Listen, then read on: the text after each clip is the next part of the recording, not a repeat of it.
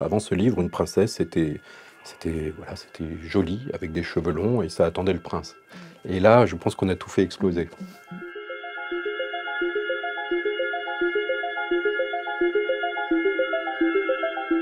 Princesse oubliée ou inconnue, on pourrait présenter ça assez rapidement comme une sorte d'encyclopédie poétique. En tout cas, c'est comme ça que je présente ce livre. Un livre assez particulier dans le sens où il n'y a pas vraiment d'histoire.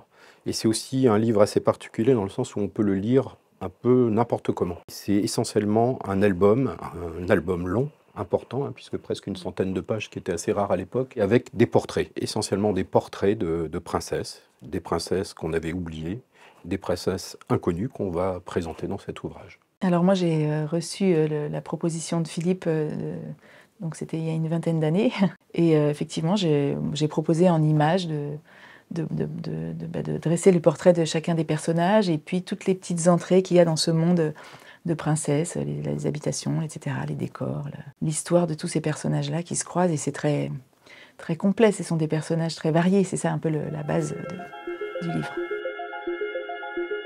Et Princesse oubliée ou inconnue, on en a oublié une, et c'est celle qu'on va faire découvrir 20 ans après, un petit peu comme Alexandre Dumas. On va découvrir la princesse fauve, comment on pourrait la qualifier. C'est une princesse assez sauvage, et une princesse qui est préoccupée un petit peu par son royaume, et son royaume c'est la terre. Comme son royaume est menacé, je pense que c'est une princesse qui ne pouvait pas exister il y a 20 ans, parce que c'était pas une préoccupation de l'époque, et donc cette princesse elle va rejoindre les autres, mais elle n'est pas dénuée non plus de poésie et de fantaisie. Et je me réjouis d'ailleurs que vous puissiez la découvrir dans la prochaine édition.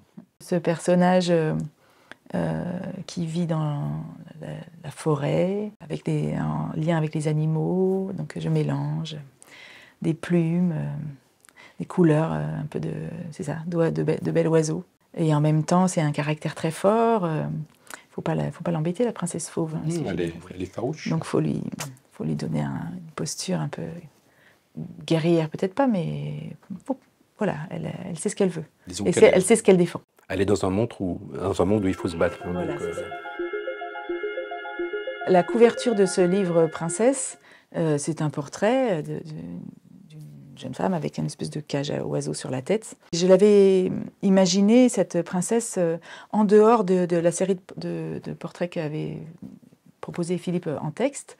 Donc c'était une énième princesse. Je l'avais imaginée borgne, parce que c'était important, selon toute l'humeur et la vision que Philippe avait de ses personnages, de proposer un personnage qui ne soit justement pas lisse, pas parfait. Et donc je cherchais comment proposer une femme qui aurait pu avoir un défaut, entre guillemets, mais qui faisait aussi sa force et sa beauté, etc.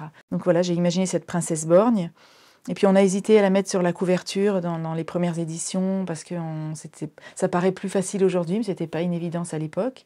Donc j'ai dessiné la version borgne, la version pas borgne.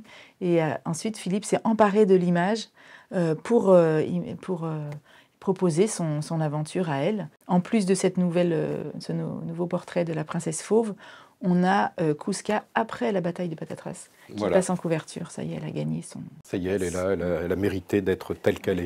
Oui. Voilà, donc encore une victoire des princesses d'aujourd'hui.